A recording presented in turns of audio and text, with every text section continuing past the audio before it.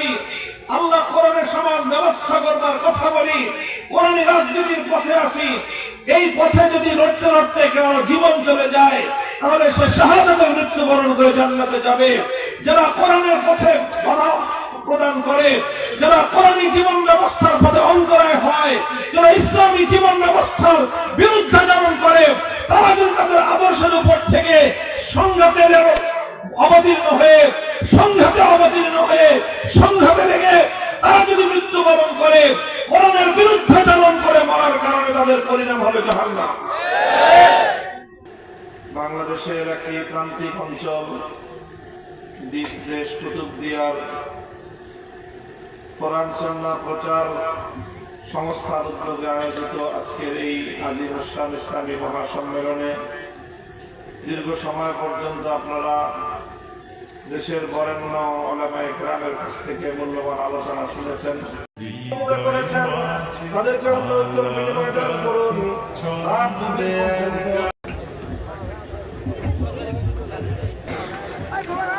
আসসালামু আলাইকুম ওয়া রাহমাতুল্লাহ। ইন্নাল হামদালিল্লাহ نحمده ونستعينه ونستغفره ونؤمن به ونتوكل عليه ونشهد أن لا إله إلا الله وحده لا شريك له ونشهد أن سيدنا محترم حضرت صدر জলসা উপস্থিত হযরত উলামায়ে কেরাম, সম্মানিত শ্রদ্ধাভাজন আমার মুরব্বী সাহেবান, সমবেত ইসলাম প্রিয় কোরআন প্রেমিক নবী প্রেমিক তৌহিদি মুসলমান ভাই ও বন্ধুগণ, বাংলাদেশের একটি প্রান্তিক অঞ্চল দ্বীপদেশ কুতুবদিয়ার কোরআন সুন্নাহ প্রচার সংস্থার উদ্যোগে আয়োজিত আজকের এই আজিম হাসান ইসলামী মহাসম্মেলনে দীর্ঘ সময় পর্যন্ত আপনারা দেশের বরেণ্য উলামায়ে কেরামের কাছ থেকে মূল্যবান আলোচনা শুনেছেন।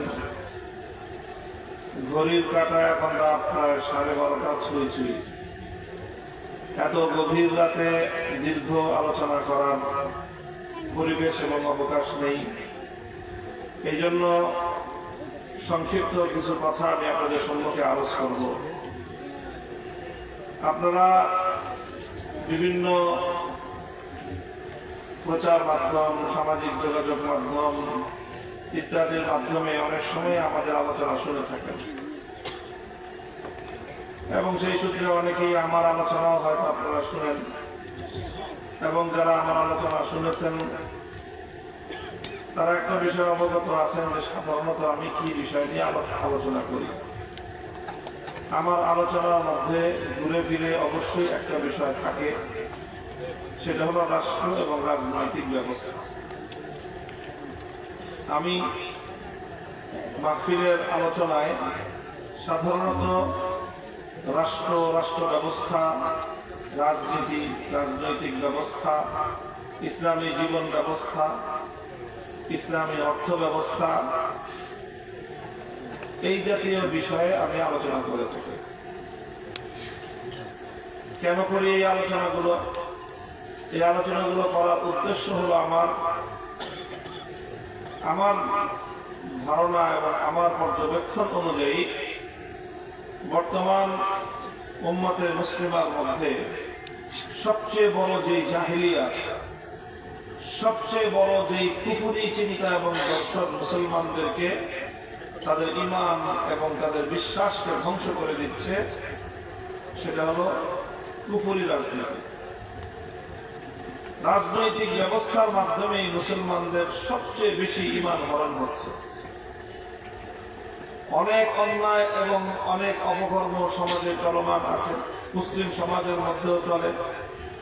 সুদ, ঘুষ, দুর্নীতি থেকে নিয়ে শুরু করে জুয়া, মদ, ব্যভিচার, অশ্লীলতা, নানা রকম অন্যায় পাপাচার মুসলিম সমাজের মধ্যে প্রচলিত আছে। তবে অন্যান্য পাপাচারের মাধ্যমে মুসলমানদের আমল নষ্ট হয়, আর ইসলাম বিরোধী যে রাজনৈতিক বন্দোবস্ত মুসলমানদের মধ্যে ইসলামের দুশ্মনরা চালু করে দিয়েছে, এবং না বুঝে না শুনে অনেক মুসলমান তারা ইসলাম বিরোধী যে রাজনৈতিক ব্যবস্থার সঙ্গে রাজনৈতিক সিস্টেমের সাথে তারা সম্পৃক্ত হয়ে পড়েছে, সেই রাজনীতির মাধ্যমে মুসলমানদের ঈমান ধ্বংস হয়। আলেম সমাজের দায়িত্ব এবং কর্তব্য হলো মুসলিম সমাজের যাবতীয় ত্রুটি বিচ্যুতি সম্পর্কে জাতিকে সতর্ক করা।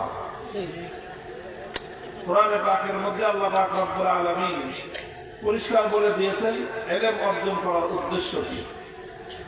ফালাউলা নাফারা মিন কুল্লি ফিরকাতিন মিনহুম তাইফাতুন লিয়াতাফাক্কাহু ফিদ-দীন ওয়া লিয়ুনযিরু কওমাহুম ইযা রাজাউ ইলাইহিম লাআল্লাহুম ইয়াহযারুন।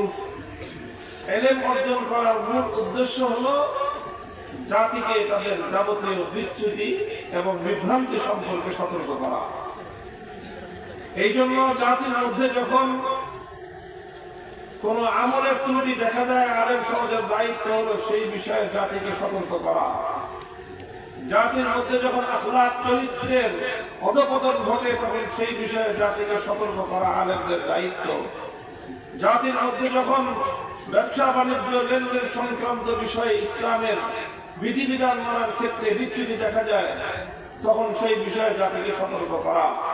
ঠিক তদ্রুপ যখন রাজনৈতিক ভাবে মুসলমানরা ঈমানের বিরুদ্ধবাদী পথে পরিচালিত হতে আরম্ভ করে আর এই পথে মুসলমানদের ঈমান হরণ হতে থাকে, তখন রাজনীতি নিয়ে কথা বলা এটাই আলেমদের ঐতিহাসিক জিম্মাদারি। এই কথাগুলো যখন আমরা বলি অনেকের পছন্দ হয়, আবার অনেকের পছন্দ হয় না।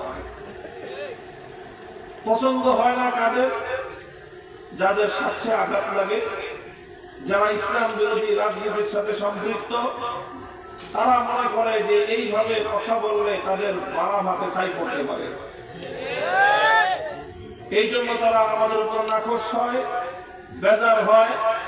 কেউ কেউ এর চেয়ে এক ধাপ অগ্রসর হয়ে আমাদের খুঁটি চেপে ধরবার চেষ্টা করে, আমাদের কণ্ঠ রুদ্ধ করে দেওয়ার চেষ্টা করে।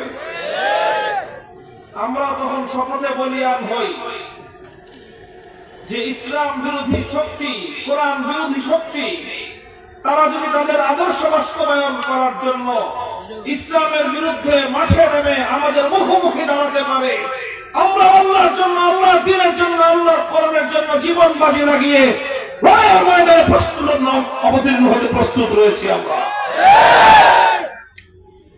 আমাদের জীবনের সূত্র হলো হযরত ওমর ফারুক রাদিয়াল্লাহু তাআলা আনহুর একটা ঐতিহাসিক উক্তি আছে।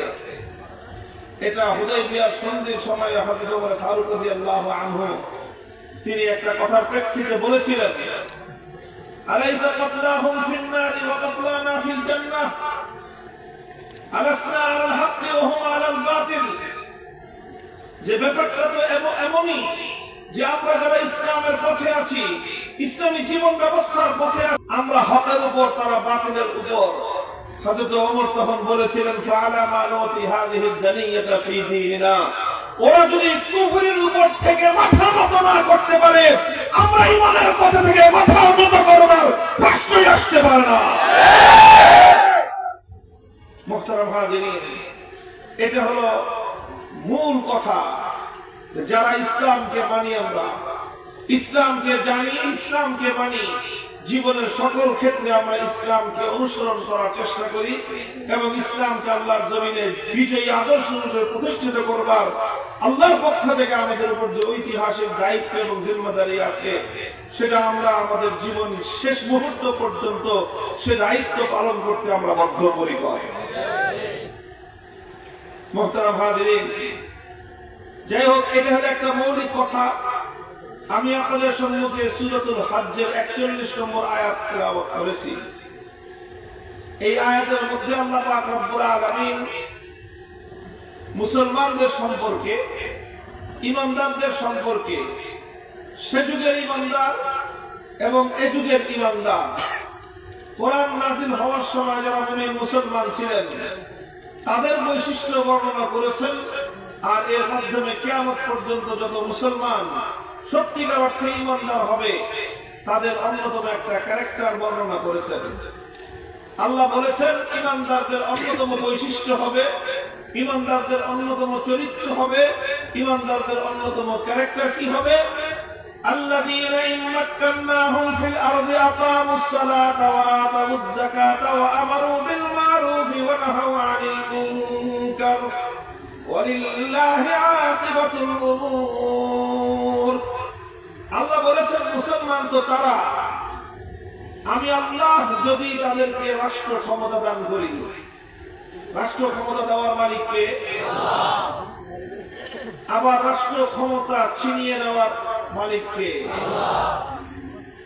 আল্লাহুম্মা মালিকাল মুলক তুতিল মুলকা মান তাশা ওয়া তানজিউল মুলকা মিম্মান তাশা। কোরআন বলে দিয়েছে যে রাজত্বের মালিক একমাত্র কে? যাকে আল্লাহ পাক ইচ্ছা রাজত্ব দান করেন, যাকে ইচ্ছা আল্লাহ পাক রব্বুল আলামিন যার কাছ থেকে ইচ্ছা রাজত্ব আল্লাহ পাক ছেড়ে দেন। ইতিহাস একটা কথা প্রমাণ করে, আল্লাহ পাক রব্বুল আলামিন অনেক সময় বেঈমানকে, কাফেরকেও আল্লাহ পাক রব্বুল আলামিন পৃথিবীতে রাজত্ব দেন এবং বেঈমান এবং কাফেরের রাজত্ব দীর্ঘস্থায়ী হয় অনেক সময়। এই জন্য পৃথিবীর ইতিহাসে অনেক বড় বড় কাফের বেঈমানদের দীর্ঘ দীর্ঘ রাজত্বের ইতিহাস পাওয়া যায়। তবে ঐতিহাসিক ভাবে একটা কথা সত্য এবং প্রমাণিত, সেটা হলো এই, কোন জালেমের রাজত্ব দীর্ঘস্থায়ী হয় না। কুফরির সাথে রাজত্ব দীর্ঘস্থায়ী হতে পারে, জুলুমের সাথে রাজত্ব দীর্ঘস্থায়ী হয় না। দুনিয়ার সমস্ত জালিম শাসকদের অভিন্ন চরিত্র থাকে, তারা জুলুম করতে করতে যখন সীমা লঙ্ঘন করতে থাকে তো নিজের কাছে নিজের বিবেকের একটা হিসাব হয়ে যায় যে আমি যেই পরিমাণ জুলুম করেছি, আমি যেই পরিমাণ অন্যায় অবিচার করেছি, ক্ষমতার বস্তরে থাকবার নৈতিক কোন অধিকার আর আমার নাই। এটা সকল জালিম শাসকদের মনের ভিতর থেকে একটা, তার মনের ভিতরে একটা কথা বসে যায়। তখন সকল জালিম, শুধু এ যুগের জালিম না, পৃথিবীর ইতিহাসের সকল জালিমরাই জুলুম করতে করতে যখন তারা চূড়ান্ত সীমা লঙ্ঘন করে আর নিজের বিবেক তাকে বলে দেয় যে তুমি কিন্তু সীমা লঙ্ঘন করেছো, তোমার পতনের সময় ঘনিয়ে এসেছে, তখন সকল জালিমরাই একটা পন্থা অবলম্বন করে, সেটা হলো চেষ্টা করে যে যেই পথ দিয়ে ক্ষমতার পতন ঘটতে পারে সেই সব রাস্তাগুলো বন্ধ করে দেয়। বুঝেন না এই কথা? চিন্তা করে যে কি কি ভাবে ক্ষমতার পতন ঘটতে পারে, সব পথগুলো বন্ধ করে দেয়। চিন্তা করে যে আমার প্রতিদ্বন্দ্বী রাজনৈতিক দলগুলো আমার ক্ষমতা থেকে আমাকে হটিয়ে দিতে পারে, তখন বিরুদ্ধবাদী সকল লোকদেরকে জুলুম করে, অন্যায় করে, জেলে পুরে, হত্যা করে, গুম করে, খুন করে, নির্বাসনে পাঠিয়ে নিজের সমস্ত প্রতিদ্বন্দ্বী থেকে নিজেকে মুক্ত করার চিন্তা করে, নানাভাবে জুলুম করে, অন্যায় করে, গোটা রাষ্ট্র, গোটা জাতির সকল ক্ষমতাশীলদেরকে, যাদের হাতে ন্যূনতম পাওয়ার আছে, তাদের সকলকে নিজেদের অধীনস্থ করে জালিম এবং অত্যাচারীরা মনে করতে থাকে যে আমার কাছ থেকে ক্ষমতা কেড়ে নেওয়ার এবং আমার পতন ঘটাবার কোন শক্তি মনে হয় আর নাই। এটা মনে করতে থাকে। আল্লাহ পাক রব্বুল আলামিন ওই ধরনের পরিস্থিতি সম্পর্কে বলেছেন, ফাতাহুল্লাহু মিন হাইসু লাম ইয়াহতাসিবু। জালিম তার পতন ঘটাবার জন্য সকল রাস্তা যখন রুদ্ধ করে দেয়, আমার আল্লাহ পাক রব্বুল আলামিন এমন এক রাস্তা তৈরি করেন যেই রাস্তা দিয়ে জালিমের পতনের কল্পনা জালিম করে না। বাংলাদেশের সমকালীন ইতিহাস থেকে আগামী 100 বছরের বাঙালিরা যেন শিক্ষা নিয়ে নেয়। 100 বছরের আগামী বাংলাদেশের মানুষের জন্য চরম যেই শিক্ষণীয় ঘটনা ঘটেছে 2024 সালের জুলাই এবং আগস্ট মাসে, এ থেকে পরাজিত শক্তির, বিজয়ী শক্তির, আগামী শক্তির, ভবিষ্যৎ শক্তির সকলের এখান থেকে শিক্ষা গ্রহণ করা উচিত। আল্লাহ বলেছেন শিক্ষা গ্রহণ করো যদি তুমি বিবেকবান চিন্তাশীল মানুষ হয়ে থাকো। মুহতারাম হাজিরিন, সব রাস্তা বন্ধ করেছিল, সকল পথ রুদ্ধ করে দিয়েছিল, আর এভাবে সকল পথগুলো বন্ধ করে দিয়ে রাষ্ট্রের সকল শক্তিগুলোকে নিজের করাতলগত করে মনে করেছিল যে এই রাষ্ট্রে, এই জাতির মধ্যে তাকে পতন ঘটাবার কোন শক্তি বুঝি এই পৃথিবীতে নাই। আর গর্ব করে এই কথা বলতো সে। আমার আল্লাহ পাক রব্বুল আলামিন এমন এক শক্তির উত্থান ঘটিয়ে দিয়েছেন, এমন এক শক্তির উত্থান ঘটিয়ে দিয়েছেন, যে শক্তির উত্থান ঘটবে বলে কেউ কল্পনাও করে না। আমাদের দেশের মানুষ মনে করত এই অত্যাচারী শাসক লক্ষ মানুষকে খুন করে হলো ক্ষমতায় থেকে যাবে, ক্ষমতার গতি ছাড়বে না।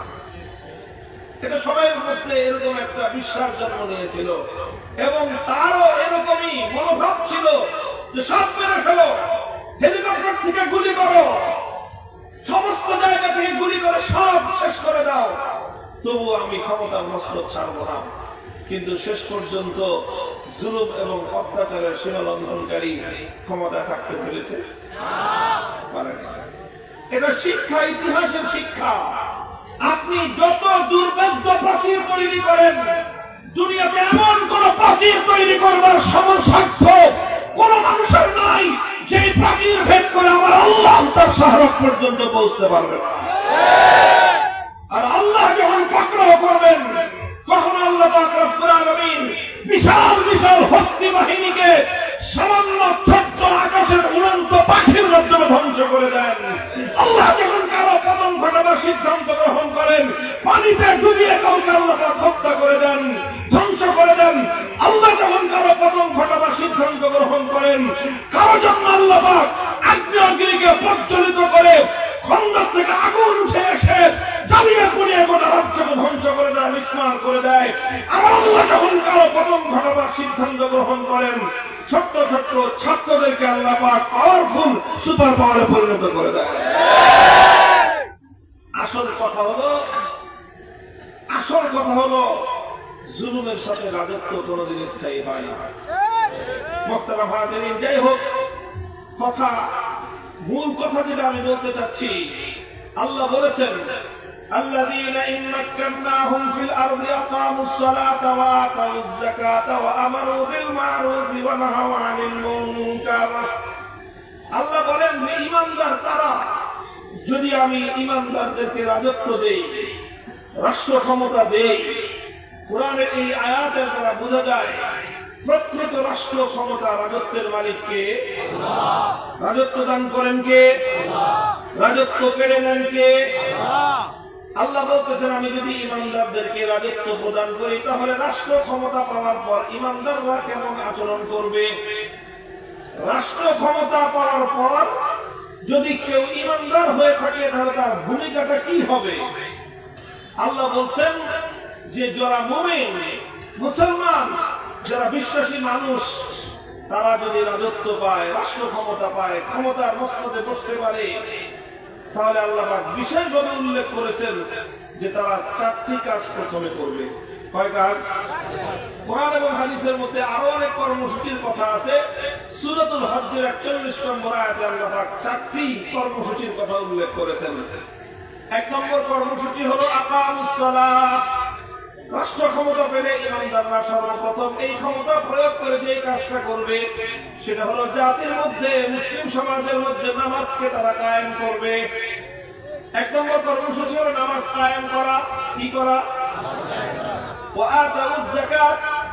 রাষ্ট্র ক্ষমতা পেলে ইমানদারদের ২ নম্বর কর্মসূচি হবে সমাজের মধ্যে যাকাত ভিত্তিক অর্থ ব্যবস্থা কায়েম করা, যাকাত বাস্তবায়ন করা। ৩ নম্বর কর্মসূচি হলো আমারু বিল মা'রুফ। তারা সমাজের মধ্যে সৎ কাজের আদেশ দিবে, মানুষকে সৎ কাজ করবার জন্য অর্ডার করবে।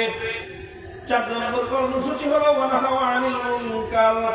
তারা সমাজ থেকে সকল অন্যায়, অশ্লীল, পাপাচার, পাপ কার্যক্রমকে তারা নিষিদ্ধ ঘোষণা করবে। ১ নম্বর কর্মসূচি হলো নামাজ কায়েম করা। ২ নম্বর কর্মসূচি হলো যাকাত বাস্তবায়ন করা। ৩ নম্বর কর্মসূচি হলো নেক কাজের, সৎ কাজের আদেশ প্রদান করা।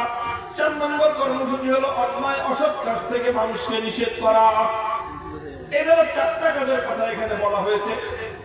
এছাড়া আরো অনেক কাজ আছে। এই 4টা কাজ অগ্রাধিকারের ভিত্তিতে মুসলমানদের রাষ্ট্র ক্ষমতা পেলে মুসলিম রাষ্ট্রের প্রথম এবং প্রধান দায়িত্ব। অন্যান্য বিষয়গুলো নিয়ে আমি আলোচনা করবো না। আমি আপনাদেরকে একটা প্রশ্ন করতে চাই। আচ্ছা বলেন তো, নামাজ কায়েম করা, নামাজ, যাকাত, ইসলামের যে 5 স্তম্ভ, ইসলামের স্তম্ভ কয়টা? তো সবাই জানি আমরা, সুপ্রসিদ্ধ হাদিস। এই 5 স্তম্ভের 2 নম্বর স্তম্ভের নাম হলো নামাজ, 3 নম্বর স্তম্ভের নাম হলো যাকাত। কথা ঠিক না বেঠিক? তাহলে নামাজ কায়েম করা, যাকাত বাস্তবায়ন করা, এটা ইসলাম ধর্মের বিধান কি বিধান না?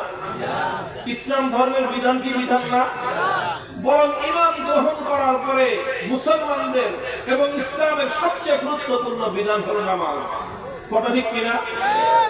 তাহলে মুসলমানরা যদি রাষ্ট্র ক্ষমতা পায়, সেই রাষ্ট্র ক্ষমতা প্রয়োগ করে তারা নামাজ কায়েম করবে। সেই রাষ্ট্র ক্ষমতার মাধ্যমে তারা সমাজের মধ্যে যাকাত বাস্তবায়ন করবে।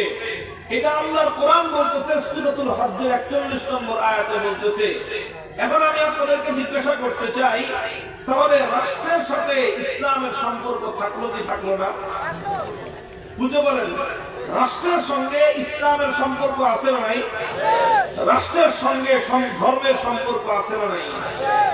তাহলে ইসলাম বলতেছে, কোরআন বলতেছে, সূরাতুল হজ্জের 41 নম্বর আয়াত ব্যাখ্যাহীন এবং পরিষ্কার ভাষায় বলতেছে যে মুসলমানরা যদি রাষ্ট্র ক্ষমতা পায়, সেই রাষ্ট্রের সঙ্গে ধর্মের ওতপ্রোত সম্পর্ক থাকবে। সেই রাষ্ট্রের মাধ্যমে ইসলামের সবচেয়ে গুরুত্বপূর্ণ বিধান নামাজকে বাস্তবায়ন করা হবে। ইমানদাররা যদি রাষ্ট্র ক্ষমতা পায়, সেই রাষ্ট্র ক্ষমতার মাধ্যমে তারা নিজেদের আখের গোছাবে না। রাষ্ট্র ক্ষমতার মাধ্যমে নিজেদের ব্যাংক ব্যালেন্সের ফিকির করবে না। রাষ্ট্র ক্ষমতার মাধ্যমে দুর্নীতি করে বিদেশে বেগম করা করবে না। রাষ্ট্র ক্ষমতার মাধ্যমে জনগণের সম্পদ লুটপাট করে আঙ্গুল ফুলে কলা গাছ পাবে না। বরং ইমানদারদের দায়িত্ব হলো রাষ্ট্র ক্ষমতা পেলে নামাজ কায়েম করবে, রাষ্ট্র ক্ষমতা পেলে যাকাত বাস্তবায়ন করবে। কারণ রাষ্ট্র ক্ষমতার সঙ্গে ধর্মের সম্পর্ক আছে না নাই? সুতরাং কোরআনে কারীম যদি কেউ বিশ্বাস করে, কেউ যদি আল্লাহর কোরআনকে বিশ্বাস করে থাকে, কেউ যদি আল্লাহর কোরআনের সূরাতুল হজকে বিশ্বাস করে থাকে, কেউ যদি সূরাতুল হজ্জের 41 নম্বর আয়াতকে বিশ্বাস করে থাকে, তাহলে তাকে অবশ্যই কথা মানতে হবে, মুসলিম সমাজের মধ্যে রাষ্ট্রের সঙ্গে ধর্মের সম্পর্ক ছিন্ন করার অধিকার পৃথিবীর কোন মানুষের নাই। তবে কোরআন বলল রাষ্ট্রের সঙ্গে ধর্মের সম্পর্ক, ইসলামের সম্পর্ক অবিচ্ছিন্ন, অবিচ্ছেদ্য। কোনদিন এই সম্পর্ককে ছিন্ন করা যায় না। আমাদের দেশে একটা রাজনৈতিক মতবাদ আছে, সেই রাজনৈতিক মতবাদটার নাম হলো ধর্মনিরপেক্ষ মতবাদ, সেকুলারিজম। শুনেছেন আপনারা এই মতবাদের নাম? সেকুলারিজমের রাজনীতিতে অনেক মুসলমানরা এটার সঙ্গে জড়িয়ে পড়ে, অথচ কোন মুসলমান জেনে বুঝে সেকুলার রাজনীতি করতে পারে না, সেকুলারিজমের সাথে সম্পৃক্ত হতে পারে না। কেন পারে না? ছোট্ট 10 মিনিটের মধ্যে আমি আপনাদেরকে এই কথাটা ব্যাখ্যা করবো। এটাই আমার আলোচনার সর্বশেষ বিষয়। কোন মুসলমান কোনদিন ধর্মনিরপেক্ষতার রাজনীতি করতে পারে না।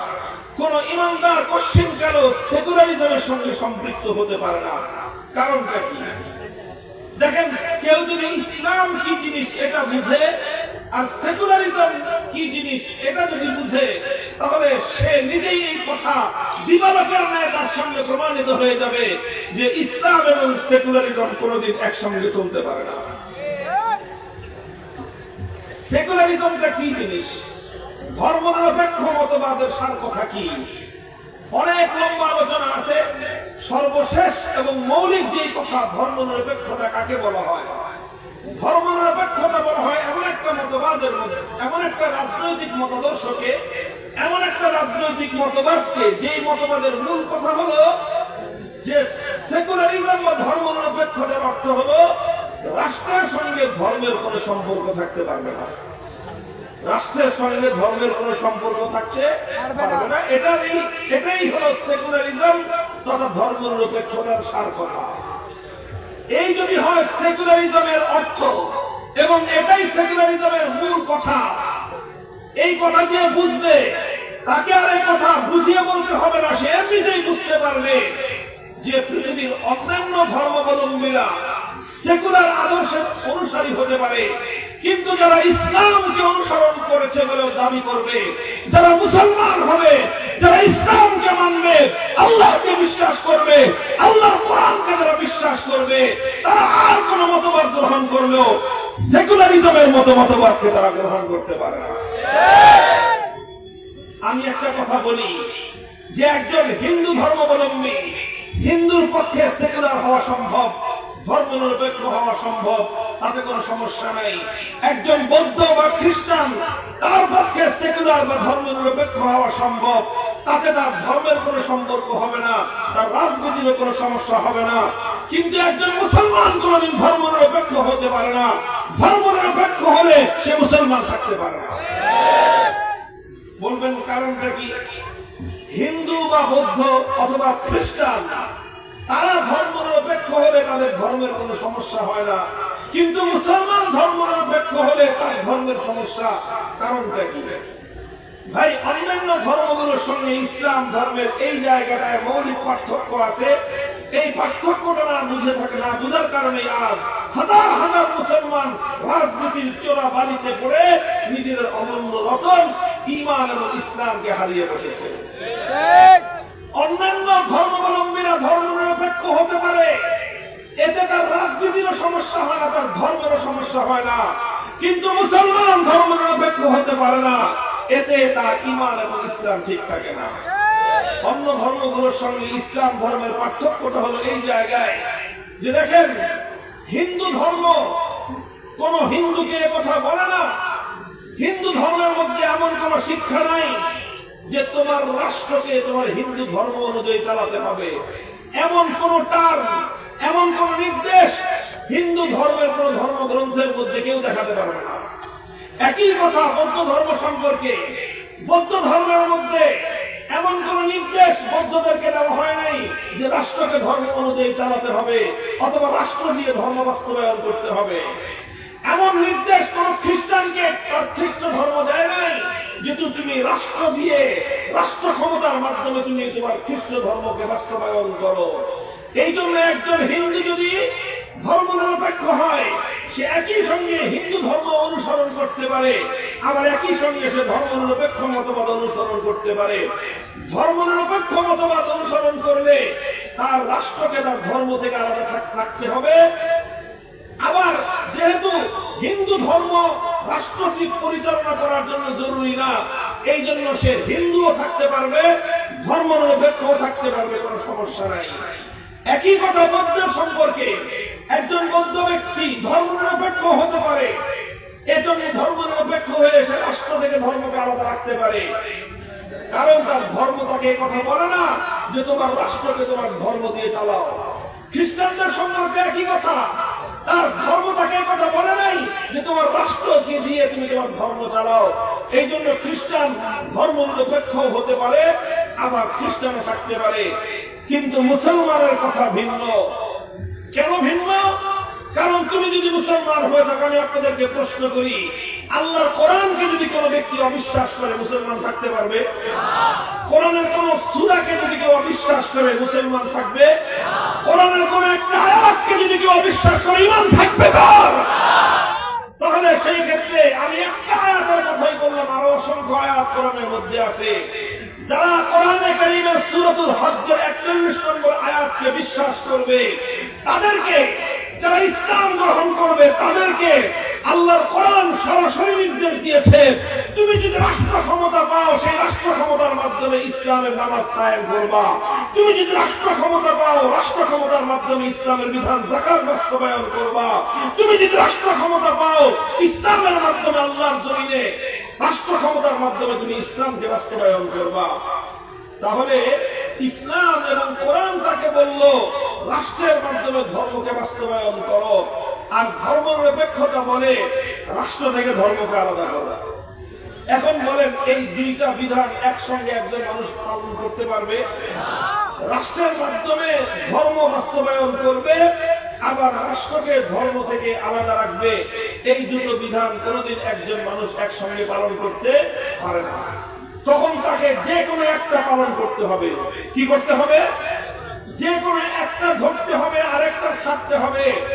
ভাই, আপনি একসঙ্গে আলো এবং অন্ধকার দুটোকে একসঙ্গে আপনি ধরতে পারবেন?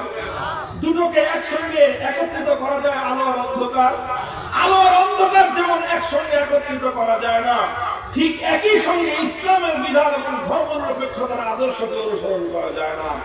ইসলাম যদি আপনি মানেন, রাষ্ট্র ক্ষমতার মাধ্যমে ইসলামকে বাস্তবায়ন করতে হবে। ধর্মনিরপেক্ষতাকে যদি আপনি মানেন, তাহলে ধর্মকে রাষ্ট্র থেকে আলাদা করতে হবে। এখন যারা একই সঙ্গে নিজেদেরকে দাবি করেন যে আমরা মুসলমান, আবার এটাও দাবি করে যে আমরা ধর্মনিরপেক্ষতার আদর্শ রাজনীতি করি, আমার তাদের কাছে সবিনয়ে প্রশ্ন যে ইসলাম আপনাকে বলল আপনি রাষ্ট্র ক্ষমতা দিয়ে ইসলাম বাস্তবায়ন করবেন, নামাজ কায়েম করবেন, যাকাত বাস্তবায়ন করবেন, অর্থাৎ রাষ্ট্র ক্ষমতার সঙ্গে ধর্মের সম্পর্ক গভীর এবং অবিচ্ছিন্ন সম্পর্ক। আর ধর্মনিরপেক্ষ মতবাদ বলতেছে যে রাষ্ট্র থেকে ধর্মকে আলাদা রাখেন, আপনাকে যে কোনো একটা মানতে হবে, আরেকটা ছাড়তে হবে। কথা বলে ঠিক না? আমি আপনাদেরকে জিজ্ঞাসা করি, আপনার ধর্মনিরপেক্ষ মতবাদের আদর্শ অনুযায়ী কোরআনকে ছাড়বেন, না কোরআনের আদর্শ অনুযায়ী ধর্মনিরপেক্ষতাকে ছাড়বেন? দুটোকে একসঙ্গে ধারণ করা যায় না। কেউ প্রশ্ন করতে পারেন যে হুজুর, দুইটা একসঙ্গে পারা যায় না, আওয়ামী লীগের লোকজন যে পারলো, এরা তো মুসলমানও থাকলো, আবার এরা ধর্মনিরপেক্ষ মতবাদের রাজনীতিও করলো। দেখেন, আমি কোন সংগঠনের নাম নিতে চাই নাই, কিন্তু বিষয়টা বোঝানোর জন্য এই কথাটা বলতেছি। কারণ বাংলাদেশে ধর্মনিরপেক্ষ মতবাদের আমদানিকারক রাজনৈতিক ভাবে ইতিহাস বলে আওয়ামী লীগ সর্বপ্রথম বাংলাদেশে ধর্মনিরপেক্ষ রাজনীতি আমদানি করেছে। ইদানিং আওয়ামী লীগের দেখা দেখে আরো কোন সংগঠন ধর্মনিরপেক্ষ রাজনীতির কথা বলতে চায়, কিন্তু বলার সাহস পায় না। হুঁশিয়ার করে দেয় তোমাদেরকেও, যদি কেউ শাহজালালের পবিত্র বাংলার মাটিতে ইসলাম বিরোধী, কোরআন বিরোধী রাজনৈতিক মতবাদ বাস্তবায়ন করার চেষ্টা করে, তাদের সঙ্গেও ইসলামপন্থীদের, আলেম সমাজের, ইমানদারদের সেই আচরণই হবে আওয়ামী লীগের সঙ্গে যে আচরণ হয়েছে।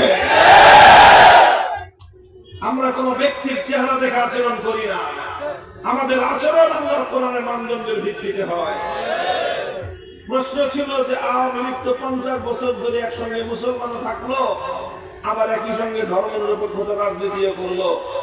আপনি বলতেছেন একসঙ্গে দুইটাকে পালন করা যায় না, আওয়ামী লীগের লোকজন যে পালন করলো, এই প্রশ্নের জবাব হলো আওয়ামী লীগের লোকজন যে পালন করেছে, একই সঙ্গে যে নাকি মুসলমান এবং ধর্মনিরপেক্ষ, আসলে তার অবস্থা দুই অবস্থার যে কোনো এক অবস্থা, দুই অবস্থার যে কোনো এক অবস্থা।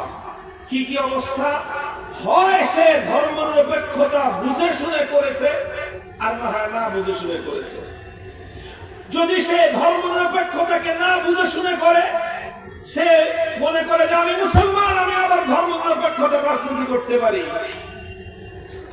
আমার ধারণা অধিকাংশ আওয়ামী লীগ সব এরকম না বুঝে শুনেই ধর্মনিরপেক্ষতার মতবাদ অনুসরণ করেছে। তো না বুঝে শুনে করলে কোন রকম তার ইমানটা ঠিক আছে, কিন্তু সে একটা আস্ত গন্ধ মূর্খের দল। কারণ একটা আদর্শ তুমি অনুসরণ করো, সে আদর্শকে তুমি বুঝো না। একটা আদর্শের জন্য তুমি লড়াই করো, সে আদর্শ তুমি বুঝো না। একটা আদর্শ বাস্তবায়ন করার জন্য তুমি তোমার জীবন বাজি লাগাও, সেই আদর্শ তুমি বুঝো না। তোমার চেয়ে বড় মূর্খ পৃথিবীতে আর কেউ হতে পারে না।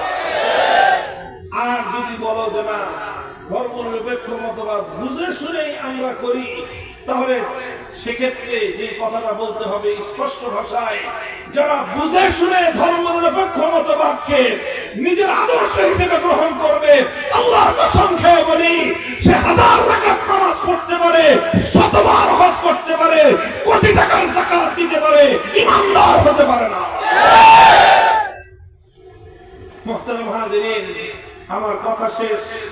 এই কথাটা এজন্য বললাম, মুসলিম জনপদে, মুসলমানদের এই জনপদে এই ফিতনা, এই বিপদ ছিল না, 1300 বছর পর্যন্ত ছিল না। মুসলমানদের মধ্যে ধর্মনিরপেক্ষ নামক কুফরি মতবাদের রাজনৈতিক দর্শন সর্বপ্রথম আজ থেকে 100 বছর আগে তুরস্কের কামাল আতাতুর্ক ইসলামী খেলাফত ধ্বংস করে, ইসলামী শাসন ব্যবস্থাকে ধ্বংস করে, পাশ্চাত্যের ইহুদি খ্রিস্টানদের কাছ থেকে এই মতবাদ আমদানি করে মুসলমানদের উপর এই বিপদ চাপিয়ে দিয়েছিল। আর সেখান থেকে আমদানি করে আওয়ামী লীগ মুসলমানদের এই জনপদে এই কুফরি মতবাদকে আমদানি করেছে। আলহামদুলিল্লাহ, এটা মূলত বাংলাদেশে সরাসরি রাষ্ট্রীয় ভাবে আসছে 1972 সালে। 72 সালের আগে বাংলাদেশের রাষ্ট্রে কখনোই ধর্মনিরপেক্ষতার কথা ছিল না। স্বাধীনতার পরে ভারতের সংবিধানের মূলনীতি ছিল যে ধর্মনিরপেক্ষতা, সেটা ভারত থেকে বাংলাদেশে আমদানি করে বাংলাদেশের সংবিধানে ধর্মনিরপেক্ষতাকে অন্তর্ভুক্ত করা হয়েছে। মুহতারাম হাজিরিন, আমার আখেরি পয়গাম হলো আপনাদের কাছে, এই জাতির এই জনপদের মুসলমানদের কাছে, ঐতিহ্যের ধারক ঐতিহ্যের লালনভূমি কুতুবদিয়ার জনগণের কাছে, বাংলাদেশে এক ব্যতিক্রমী অঞ্চলের মানুষ আপনারা অত্যন্ত কঠিন অবস্থায়, প্রতিকূল অবস্থায় ধর্মনিরপেক্ষতার বিরুদ্ধে ইসলামের ঝান্ডা সমুন্নতকারী মাটি হলো এই কুতুবদিয়ার মাটি। এই ধারণ, এই আদর্শকে, এই ঐতিহ্যকে, ইতিহাসের এই ধারাবাহিকতাকে আগামী দিনেও আপনারা লালন করবেন ইনশাআল্লাহ। পরিষ্কার কথা, স্পষ্ট বললাম, আওয়ামী লীগের সঙ্গে আমাদের সবচেয়ে বড় বিরোধ হলো এই জায়গাটাতে। আওয়ামী লীগ সব কিছু মেনে নেয়, কিন্তু আল্লাহর জমিনে কোরআনী রাষ্ট্র ব্যবস্থা, রাজনীতিতে ইসলামের ব্যবহার, রাজনীতিতে ইসলামের প্রয়োগ, এটাকে তারা বরদাস্ত করতে পারে না। তোমরা যদি রাজনীতিতে ইসলামের প্রয়োগকে বরদাস্ত করতে না পারো, আমাদের স্পষ্ট পয়গাম, আল্লাহর কোরআনের জন্য, ইসলামের জন্য যারা রাজনীতিতে ইসলামকে মানতে পারে না, আমরা বাংলার রাজনীতিতে তাদেরকে বরদাস্ত করতে পারি না।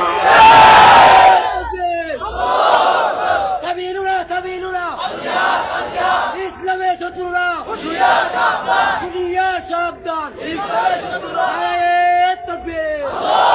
ইনশাআল্লাহ আগামীর বাংলাদেশ হবে ইসলামের বাংলাদেশ। 5ই আগস্টের ঐতিহাসিক বিপ্লব চোখে আঙুল দিয়ে দেখিয়ে দিয়েছে, যদি এদেশের যুব সমাজ শুধু মাদ্রাসার ছাত্ররা নয়, স্কুল কলেজ ইউনিভার্সিটি সহ বাংলাদেশের তরুণ প্রজন্ম আজ তারা ঈমান এবং ইসলামের ব্যাপারে অনেক বেশি সচেতন, অনেক বেশি আগ্রহী তারা। আলহামদুলিল্লাহ, এজন্যই 5ই আগস্টের ঐতিহাসিক বিপ্লবের মধ্য দিয়ে 1 ঘন্টার ব্যবধানে গোটা বাংলাদেশকে শিরক এবং পৌত্তলিকতার শিরকি সংস্কৃতি থেকে সকল মূর্তিগুলোকে ভেঙে গুড়িয়ে দেওয়া হয়েছে। মুসলিম জনপদের সমস্ত মূর্তি ভাঙছে, কিন্তু কোন হিন্দুদের মন্দিরের কোন মূর্তির গায়ে ফুলের টোকাও দেওয়া হয় না। এটাই হলো অসাম্প্রদায়িক ইসলামী বাংলাদেশের চিত্র। কথা বলে ঠিক না ঠিক? আমরা আগামীতে এমন একটা বাংলাদেশ গড়তে চাই, যেই বাংলাদেশে রাষ্ট্র ব্যবস্থার মাধ্যমেই আল্লাহর জমিনে নামাজ বাস্তবায়ন করা হবে। এমন একটা রাষ্ট্র করতে চাই, যেই রাষ্ট্রে আল্লাহর কোরআনের বিধান অনুযায়ী সমাজে যাকাত ভিত্তিক অর্থ ব্যবস্থা কায়েম করা হবে। আমরা একবিংশ শতাব্দীতে চ্যালেঞ্জ করে বলতে পারি, কোন জাতি যদি যাকাত ভিত্তিক অর্থ ব্যবস্থা বাস্তবায়ন করে, সেই জাতির মধ্যে কোনদিন অর্থনৈতিক বৈষম্য থাকতে পারে না। যেখানে যাকাত ভিত্তিক অর্থ ব্যবস্থা বাস্তবায়ন হবে, সে জাতির মধ্যে দারিদ্র বলতে কোনো কিছু থাকতে পারে না। ইসলাম প্রদত্ত সর্বশ্রেষ্ঠ সমাজ ব্যবস্থা, ইসলাম প্রদত্ত সর্বশ্রেষ্ঠ রাজনৈতিক ব্যবস্থা, ইসলাম প্রদত্ত সর্বশ্রেষ্ঠ বিশ্ব ব্যবস্থা। ইসলামকে আমরা বাস্তবায়ন করব ব্যক্তিগত, পরিবার, সমাজ এবং রাষ্ট্র জীবনের সকল ক্ষেত্রে ইসলামকে আমরা আঁকড়ে ধরব এবং ইসলামের বিধানকেই চূড়ান্ত ভাবে আমরা অনুসরণ করব। প্রস্তুত থাকবেন তো? আল্লাহ পাক রব্বুল আলামিন কবুল করেন ইনশাআল্লাহ। এটা সারা দুনিয়াতে নতুন যেই সিমটম দেখা যাচ্ছে, সারা দুনিয়া ব্যাপী ইসলামের জাগরণ হচ্ছে। ইসলামের জাগরণ থেকে একবার রুখে দেওয়ার সাধ্য পৃথিবীর কোন শক্তির নাই, কোন শক্তির নাই। ইনশাআল্লাহ ইসলাম যে জাগতে শুরু করেছে, খোরাসান থেকে ফিলিস্তিন পর্যন্ত পৃথিবীর প্রতিটি জনপদে মুসলমানদের অগ্রাভিযান রক্তের বিনিময়ে হলেও, শাহাদাতের বিনিময়ে দিনের রাস্তার উপর কালেমার পতাকা উঠবে ইনশাআল্লাহ। হয়তো অনেক রক্ত ঝরবে, হয়তো অনেক শাহাদাতের রক্ত দিতে হবে, অনেক জীবন দিতে হবে। ভাই, কোন একটা সন্তান যদি জন্ম নিতে হয়, পৃথিবীতে কোনদিন দেখেছেন কোন মায়ের গর্ভ থেকে সন্তান প্রসব হয়েছে আর রক্ত ঝরে নাই? বলেন সম্ভব? আরে ভাই, রক্ত ঝরানো ছাড়া পৃথিবীর কোন মা একটা সন্তান প্রসব করতে পারে না। একটা নতুন সন্তান জন্ম দিতে হলে রক্ত দিতে হয়। কথা বলেন ঠিক না? একটা সন্তান জন্ম দিতে হলে যদি একজন মাকে রক্ত দিতে হয়, তাহলে গোটা পৃথিবীর সমস্ত জাহিলিয়াতের পতন ঘটিয়ে নতুন এক বিশ্ব ব্যবস্থায় ইসলামের বিজয়ের কেতন উঠবে। শাহাদাতের রক্তের প্রয়োজন হবে না, এটা হতেই পারে না। মুসলমানরা শাহাদাতের রক্ত দিচ্ছে, হামাসের মুজাহিদিনরা শাহাদাতের রক্ত দিচ্ছে, ফিলিস্তিনের মুসলমানরা শাহাদাতের রক্ত দিচ্ছে। গাজায় প্রতিদিন আমার মা বাবা ভাই বোন সন্তানদের রক্তে আল্লাহর জমিন গঞ্জিত হচ্ছে। পৃথিবীর এক একটি জনপদে মুসলমানরা যেভাবে রক্ত দিচ্ছে, রক্তের সিঁড়ি বেয়ে সারা দুনিয়া জুড়ে কালেমার বিজয় আসবে ইনশাআল্লাহ। কথা হলো, বিশ্ব জুড়ে সেই ইসলামের অগ্রাধিকারে আমরা বাঙালিরা সামনের দিকে থাকতে চাই না পিছনের দিকে থাকতে চাই? যদি সামনের দিকে থাকতে চাই, তাহলে যেই এই যে ধারা যে শুরু হয়েছে, পেছন দিকে আর ফিরে তাকানো যাবে না। ইসলামের দিকেই সামনে অগ্রসর হয়ে যেতে হবে। আল্লাহ পাক রব্বুল ইজ্জত আমাদেরকে তৌফিক দান করুন। বিশ্ব মুসলিমের এই ভ্রাতৃত্বের সঙ্গে আমরাও এক কাতারে শামিল হয়ে সারা পৃথিবীতে যে মুসলমানদের ইসলামের যে অগ্রযাত্রা শুরু হয়েছে, পৃথিবীতে আজকে ইমারতে ইসলামিয়া কায়েম হয়ে গিয়েছে, একজন আমিরুল মুমিনিন মুসলমানদের জন্য নির্বাচিত হয়ে গিয়েছেন। এটা পৃথিবীর গত 100 বছরের মধ্যে প্রথমবারের মতো ঘটনা। ইনশাআল্লাহ এই সূত্র ধরেই সারা দুনিয়া জুড়ে ইসলামের খেলাফত কায়েম হবে ইনশাআল্লাহ। আমি আপনাদেরকে সেই দিনে সেই সংগ্রামে অব্যাহত ভূমিকা রাখার জন্য উদাত্ত আহ্বান জানাই। মনে রেখেন, এমনি আসবে না, অনেক রক্ত দিতে হয়, অনেক ত্যাগ আর কোরবানি স্বীকার করতে হয়। একটা ফ্যাসিবাদকে বিতরণ করতে 2000 ছাত্র যুবককে প্রাণ দিতে হয়েছিল। সেই ক্ষেত্রে একটা জাহেরি সমাজ ব্যবস্থাকে বিতরণ করতে কমপক্ষে যদি 2 লক্ষ শাহাদাতের রক্তের প্রয়োজন হয়, 2 লক্ষ তাজা প্রাণ যদি শাহাদাতের রক্ত দিতে হয়, জীবন দিতে হয়, শহীদের ঈদগাহে মাথায় কাফনের কাপড় পরে আল্লাহর কোরআনের সমাজ গড়বার জন্য জীবন দিতে কারা কারা হাজির হব, কারা কারা শহীদ হব ইনশাআল্লাহ।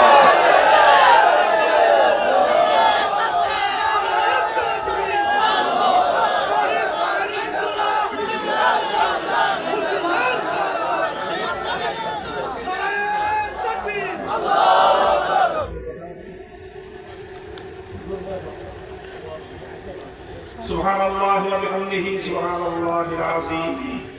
اللهم صل على محمد وعلى آل محمد كما صليت على إبراهيم وعلى آل إبراهيم إنك حميد مجيد. إله العالمين رب العالمين يا الله আমাদের হাতগুলোকে আপনি কবুল করে নিন।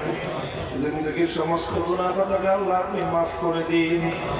ইলাহুল আলামিন, একটা বিচ্ছিন্ন দ্বীপ অঞ্চল, আল্লাহ শত শত বছর ধরে এই অঞ্চলের মানুষ আল্লাহ আপনার দ্বীনকে মহব্বত করে ভালোবাসে, আপনার দ্বীনের রজ্জুকে আঁকড়ে ধরে থাকে।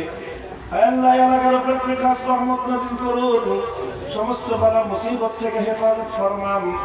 আল্লাহ এই অঞ্চলের মানুষের ইতিহাস এবং ঐতিহ্যকে সামনের দিনেও ধারণ করা রাখার তৌফিক এনায়েত ফরমান।